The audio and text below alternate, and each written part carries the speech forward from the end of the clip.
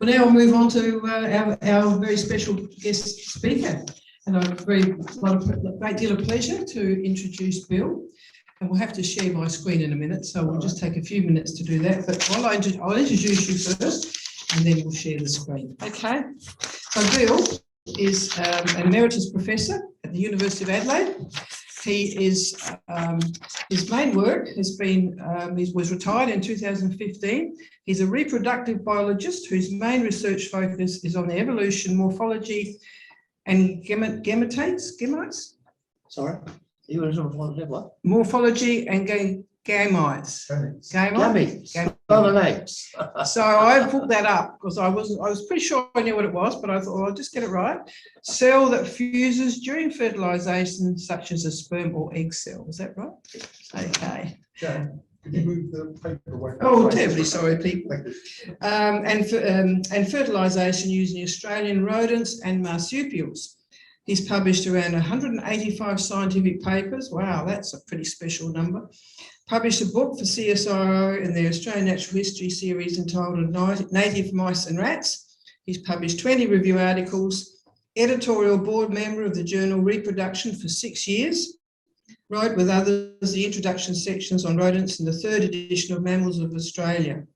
Past president of the Australian Mammal Society, a research associate of the Royal Zoological Society of South Australia, and a fellow of the Royal Society of South Australia. He supervised numerous PhD and honours student projects both in Australia and overseas. So today his talk is entitled Evolution and Ecology of the Small Mammals of Australia. And it was a very great pleasure. I welcome Emeritus Professor Bill Breed. I'm now sharing my screen. Okay. How do you know it's not sharing? He's sharing. It is sharing, but now. I will talk in general terms about the mammals of Australia. The first part of the talk will be on the diversity of the mammal species, and then for the latter third or so of the talk, I'll talk about some general aspects of the reproductive biology.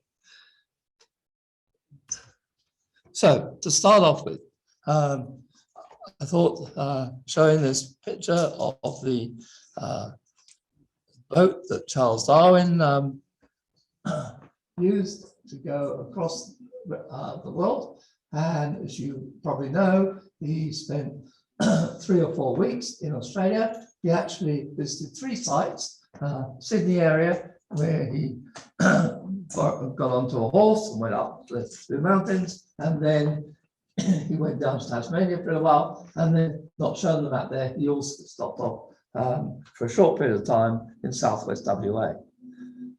And as Charles Darwin has said a number of times, or written a number of times, he was very surprised that Australia has such diverse and different mammals from most of the rest of the surface of this earth. So the first thing I'll say a little bit about is why that is the case.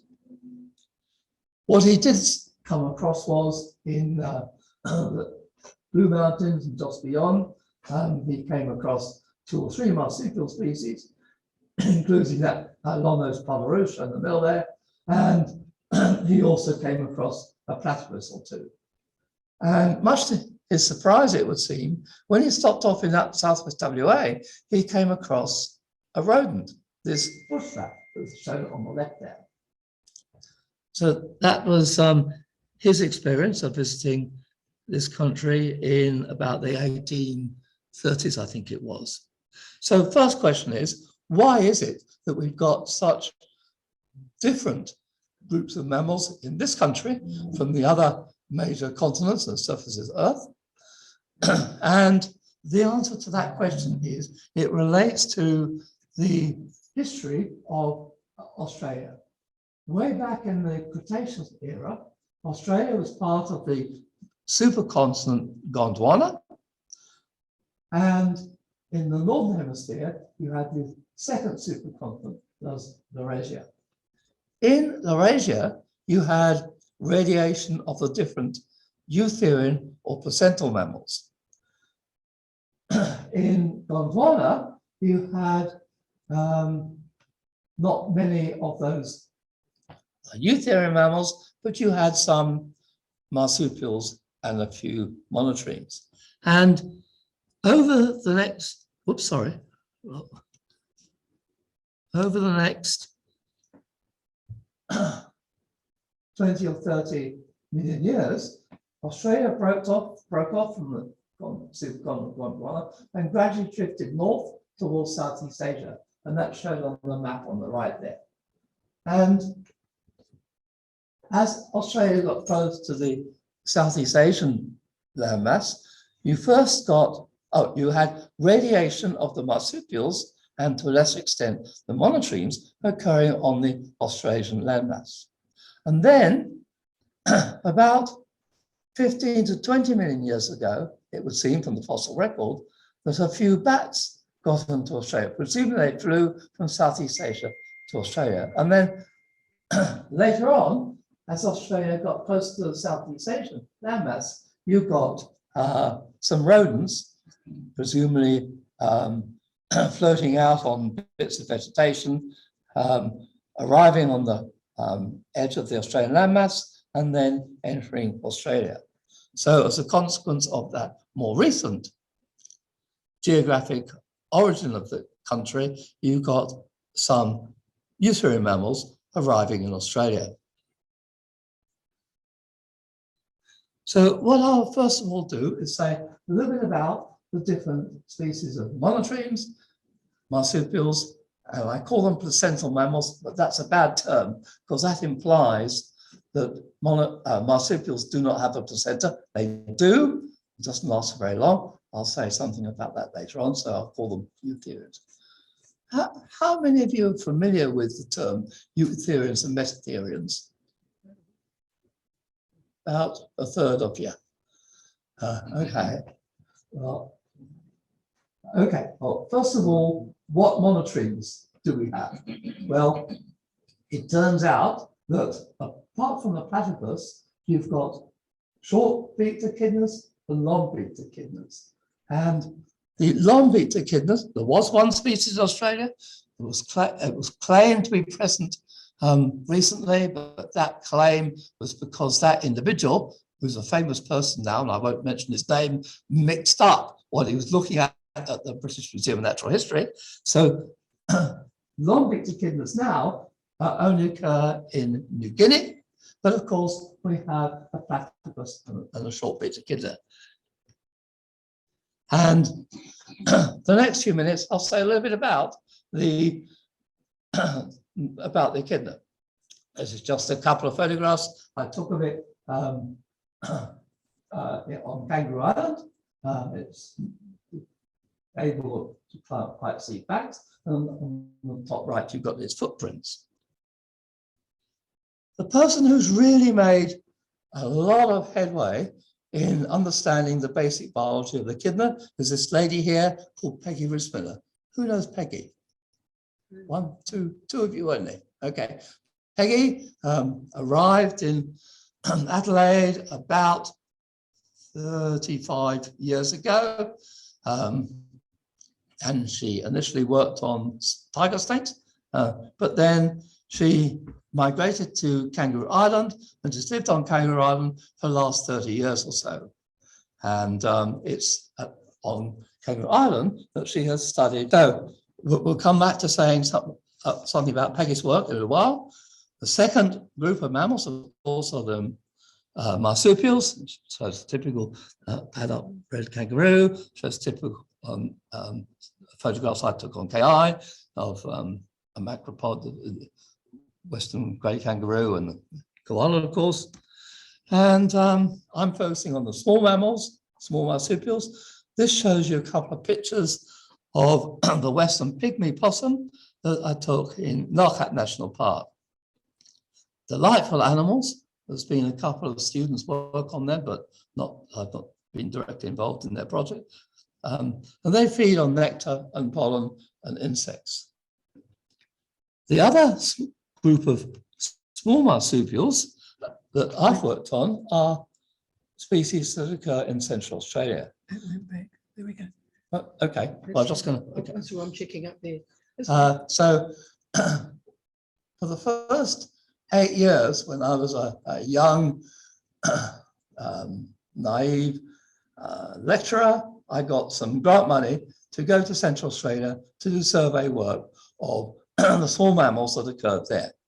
And this shows a photograph of 3 small dasyurids that we caught on the sand dunes of Central Australia.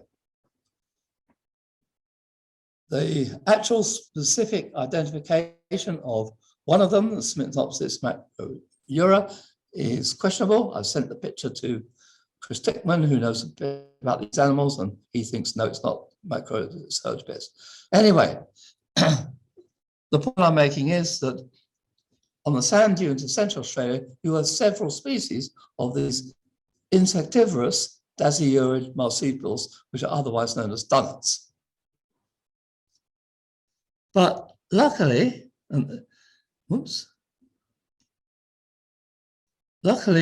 whilst I was carrying out these field trips, a guy in the genetics department called Professor Henry Bennett developed a breeding colony of this other dunnet, the fat-tailed dunnet.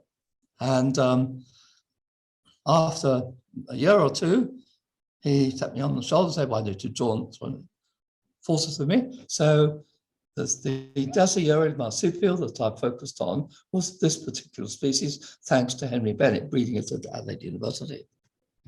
This is Henry Bennett shown second on the left there, up in the Alps, the break in the conference you went to. This shows the fat-tailed dunnarts, that's Henry Bennett, and this shows a couple of pictures of representative species from the third group of animals, placental mammals. And this picture here is taken by Greg Poot, who some of you probably know. It is of a water rat, or a Kali, if you use the Aboriginal name, and they are quite an abundant species on the River Torrens. But this is the only native rodent that occurs in this area. But scattered around in different parts of Australia, there are a number of other species of native rodents, and this shows 2 others. We've got the water rat down on the bottom, on the rock bottom, and then top right, you've got the white-tailed rat, or giant white-tailed rat, Uranus maculatus. Top left, we've got the golden battery rat, the Semrios macroura. But, and this shows a picture of a greater stick-nest rat that has been exterminated from the mainland of Australia. A population survived on Franklin Island, and in the last 10, 20 years, there's been individuals reintroduced into a few areas in the mainland of Australia as well. But as I said, my only particular interest, driven very largely by some funding I got, was to focus on the small mammals of the central arid zone of Australia. And this shows pictures of the arid zone on the left-hand side, went to August 1984. And on the right, you can see where the blue arrow shows a little hole in the sand, and that hole is caused by a Natomus alexis, or Spinifex hopping mouse. So in the arid zone, you've got not only several species of insectivorous marsupials, but you've also got several species of native rodents as well. This species, is the long-haired rat, occurs in that area, but it is localized in where it breeds and then spreads out over much of the arid zone after a boom time when there's a lot of food around. But the species that we caught on the sand dune are shown here. On the top left, you've got the sandy inland mouse, Cilius bagensis. On the top right, you've got the desert mouse, Cilius deserto. On the bottom, you've got 2 pictures of the Spinifex hopping mouse. And as you can see, it's got long hind legs, which it uses for hopping or digging, as indicated in that picture. So what are the rodents that occur in this country? Well, you've got a group of new endemics that includes 8 species of rattus, and I showed you one, the Rattus persistens, a moment ago. And then you've got 4 other old endemics. The new endemics, it would seem from the fossil record, first arrived in Australia about 1 million years ago, whereas the earliest old endemics arrived here between 5 and 7 million years ago. But New Guinea has got a greater diversity of these old endemics than what Australia has.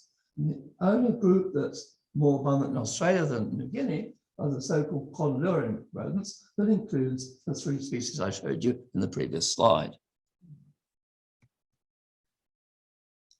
So I now want to turn from that brief introduction of the different mammals you get to what are the major reproductive strategies that have evolved in these 3 groups. And again, I'll start with monotremes, then go to marsupials, then go to the rodents. This shows a couple of quotes. W.V. Caldwell sent a telegram to the British Association meeting saying, monotremes are oviparous, ovum meriblastic. I'll come back to the meanings of those terms later on. And the same year, the guy who was the acting director of the South Australian Museum at the time also found dissected an echidna, and he found a shell membrane close to the belly of the individual he was dissecting, indicating this species is oviparous. It lays an egg. Oops. So what are briefly, the morphological features that relate to this oviparity of the monotremes? Well, they have an ovary, that's shown in that slide there, with large developing eggs, and ovulation occurs periodically. And we still don't know the details of how that egg gets fertilized in the female reproductive tract. But when the egg is laid, it's probably about 2 weeks after the time when it was ovulated. So this shows an egg of an echidna, and as it's indicated here, it's laid about 3 weeks after mating occurred. The shell is soft, it's not calcareous like that of a bird or a reptile, and initially it's carried in the so-called pouch of the female echidna.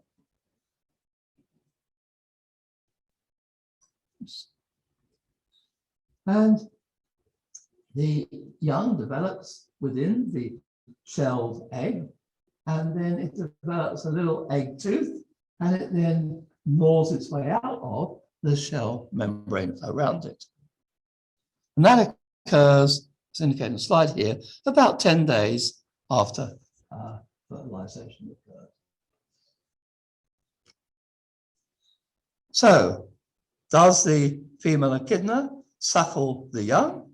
Well, the interesting answer to that question is, yes, it does, but it doesn't have any nipples, unlike all marsupials and eutherian mammals. So milk is produced on the ventral surface of the female echidna, and either side of the midline, you get a little swelling occurring and a little sort of a kind of pouch develops, and that is where the young echidna is retained for some period of time. This shows a young after it's hatched, and then you can see the young grows very quickly. And as I said, these pictures and this information very largely come from Peggy Rismiller. And you can see on the left-hand side, it's still got its eyes closed. It's got a very well developed snout, and a bit more developed on the right-hand side. The next one, I think, shows the actual presence of the eyes, which develop about, I think I'm right in saying, 7 months to 8 months after the actual hatching of the young.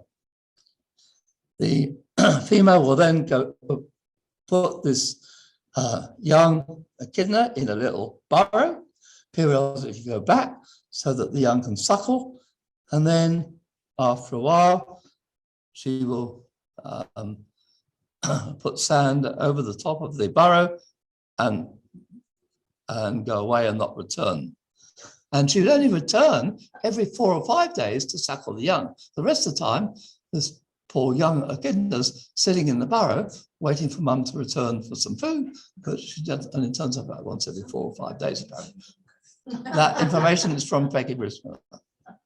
So is there any point in saying which one of these mammals is more ancient than any others or not? You're talking about the monotremes. Yes.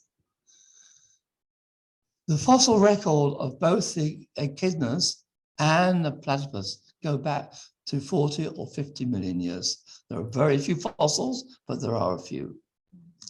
There are, I think, 3 species of fossil platypus that were recovered in the late Cretaceous. And there's also a platypus fossil that's been found in South America, which is interesting. So the belief, at least most of the Australians I know, is that platypus migrated across to South America rather than evolved in South America and came to Australia. Area of debate. The echidnas, there are at least 4 species of large beaked echidnas. One did occur in this country. That became extinct several million years ago. There are, however, nevertheless 3 species of living large beaked echidnas in New Guinea. So they became extinct here 40 million, did you say? Sorry? They became extinct here when? The large beaked echidnas. Yes. Depends who you believe. I don't have a quick answer to that question. I know it's area of controversy. Thank you. That's okay. I live with controversy. Sure. Any other questions? Okay, moving on to marsupials then. So as I said about 10 minutes ago or so, I'm going to very largely focus on the fat-tailed dunnet, which Henry Bennett developed as a breeding colony in the University of Adelaide. And he was Prof of genetics, and I was lucky enough to join the group and worked on these animals for a number of years. And someone over there, I think, worked on a few of these individuals shortly after I became part of that group.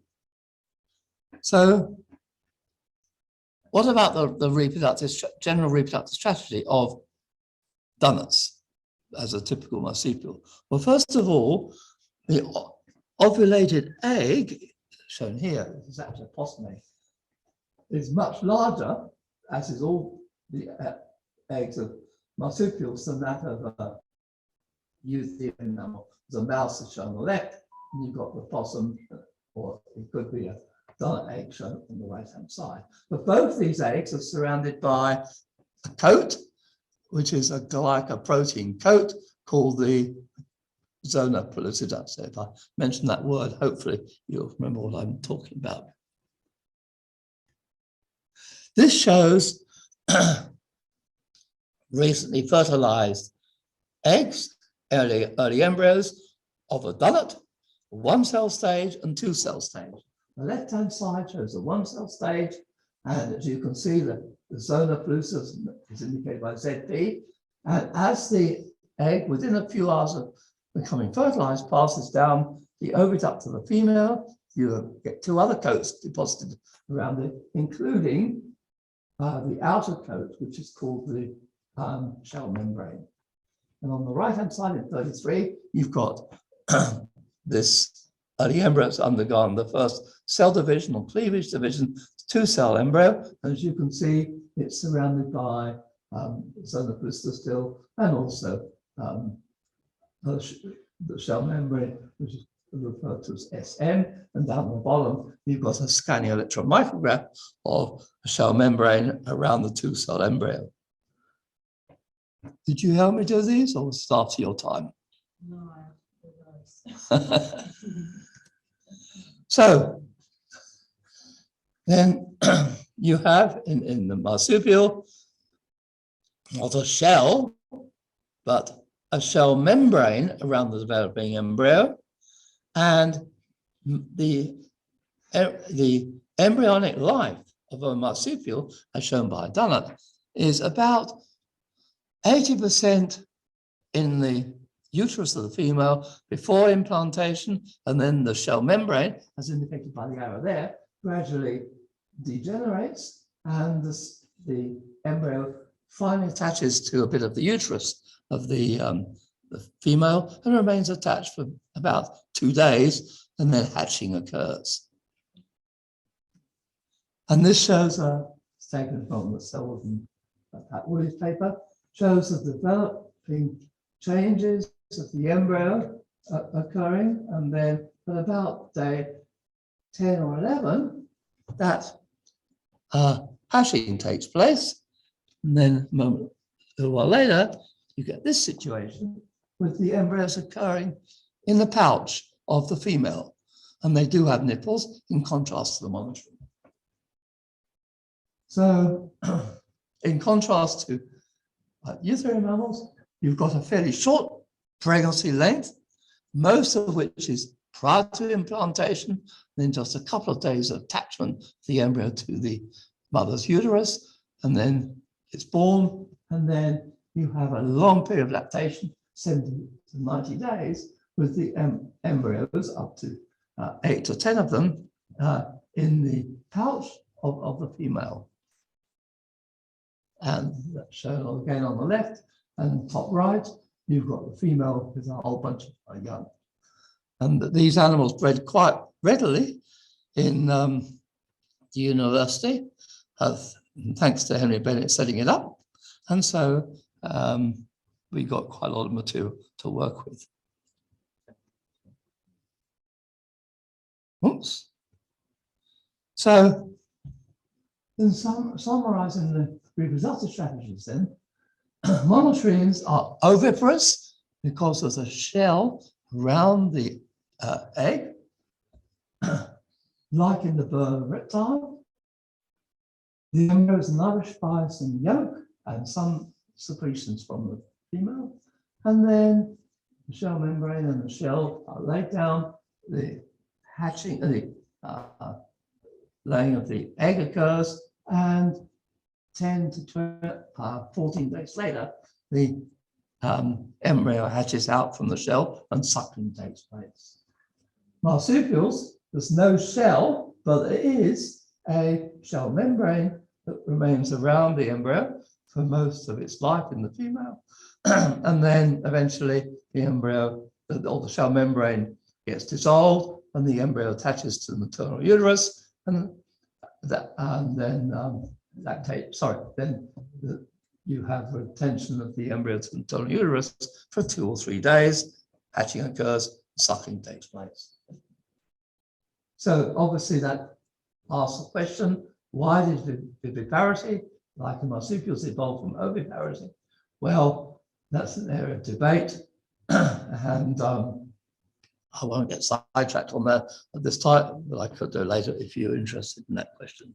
So lastly, the third, the eutherian or so-called placental mammals. Don't like the latter term because it implies that marsupials don't have a placenta. That's not correct. It does, but it only lasts for a few days. And as I told you a little while ago, we've got money to do field work in Central Australia, where we caught several species of those insectivorous marsupials. But in addition to them, we caught 3 species of native rodents as well. And this just shows, you can't see too well because of the trap of a hopping mouse.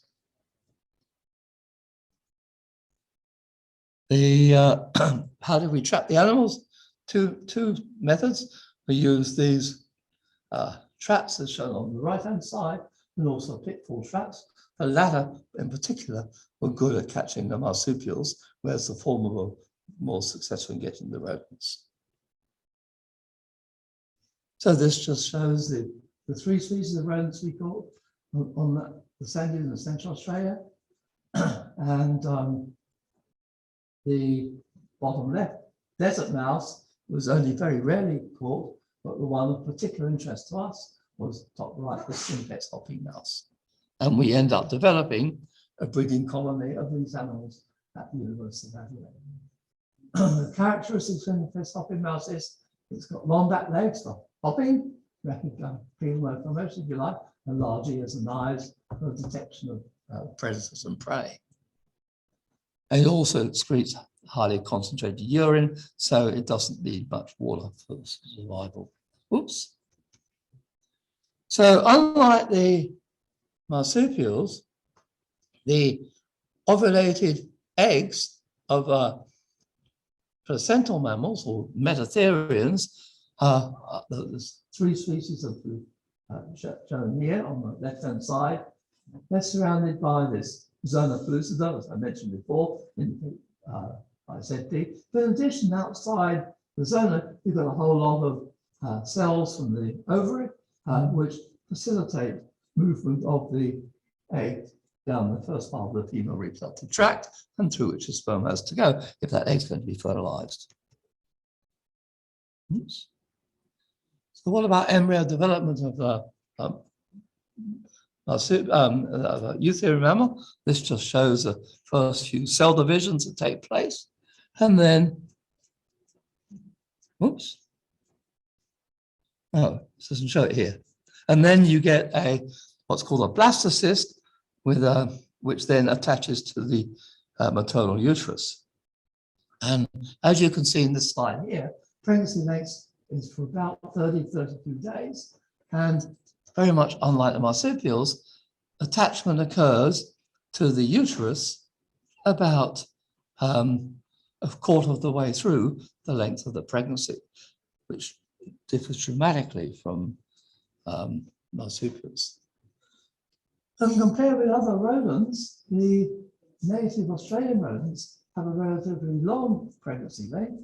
The blue here shows the pregnancy length of the various rat species, and then the yellow shows the pregnancy length of various rodents from Africa, and the red shows the pregnancy length for various condylarthrian Australian rodents. And as you can see, it ranges from roughly 25 to 45 days.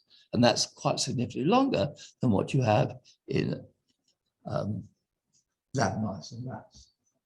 And here you've got a summary of the key points, the dunnet and top line, and the house mouse and the hopping mouse. As you can see, the hopping mouse takes about twice as long to become sexually mature than does a house mouse.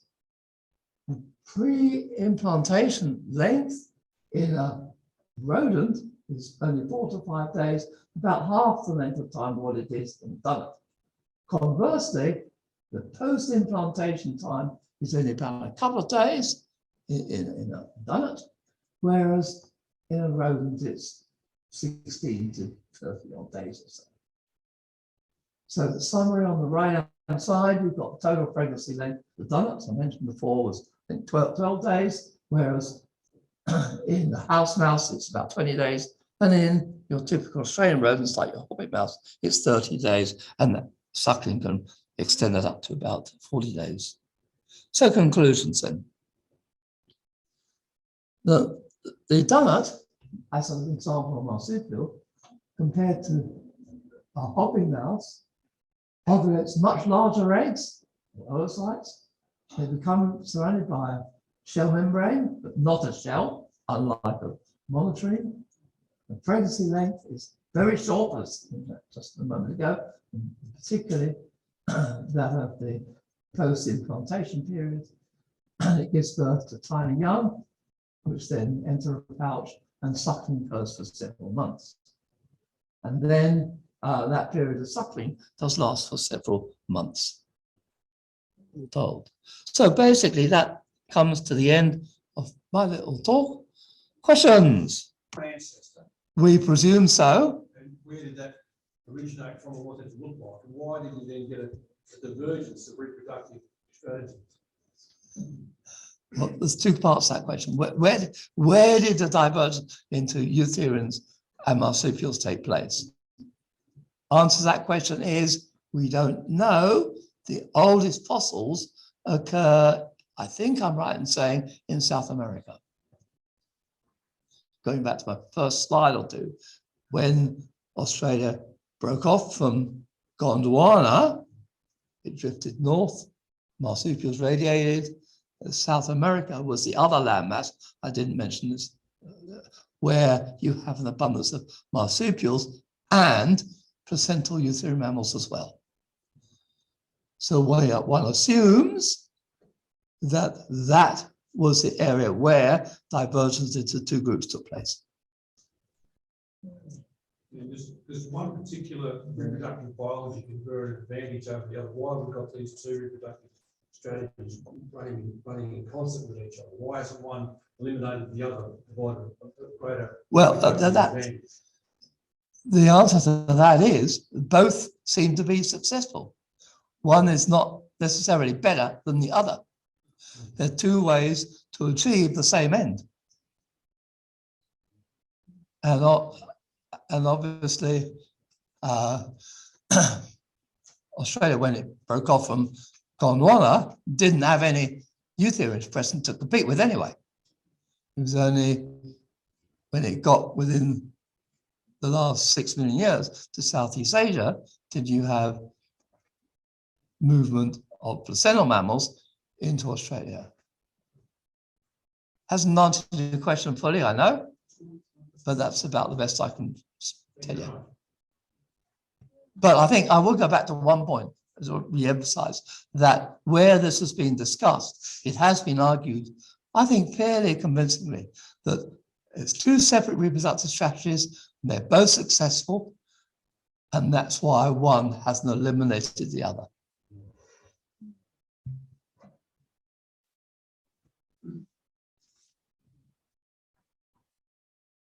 Any questions on Zoom? Oh, no. Well, just for, go on. No questions on Zoom. This is, if you go to Uluru, there's this lovely little poster at Uluru that says, "Hello, I'm Alexis, Thomas Alexis, the spinifex hoppy mouse. I hang out in the red sand country. It's the hardest place to live in the desert because it's so dry, but we found a way to achieve, to stay alive." And there's a poem there. There's more pictures of baby marsupials. Through the cool nights, we eat and play, sleep deep in our burrows during the day. We tend to a bedroom, it's snug and moist. We're hoppers, not runners. For us, it's the way to save heaps of energy as we play, and then we pee. It's so quick and small that we don't need to drink any water at all. There is a number of different rodents that occur in the rainforest. There's actually not many marsupials. That doesn't really answer your question, but. Any other questions? I was just wondering how widespread diapause is in the marsupial. Diapause. Just repeat the question. The question is how widespread in marsupials is diapause. Diapause is a time when the embryo remains in the uterus for up to several months and not attaching to the maternal uterus. The diapause you get in some, maybe most macropod species. You don't get it in the dunnarts. I don't think you get it in possums. But what the percentage is of the species that exhibit diapause and those that do not, I don't know. But that hasn't completely answered the question, but that's about the best I can do. Yes, another question here. The microphone. That's Do all right. you want to repeat the question? That's fine. The Echidna that I've seen bearing young looked very much like the Dunnarts, yes. carrying the young. They're both dasyurids. Yes, yes, and they have so many young, the Echidna. It's incredible because the mother is almost completely covered in these little tiny, you know, much more so than the dunner. So they're dasyurids, right? But anyway, I'm just learning, I suppose, as I go, but I wanted to thank you for a fantastic speech. So it's not really a question, I'm sorry. Oh, it's all right. I guess you might want to tell us something about Antechinus, perhaps. I don't know.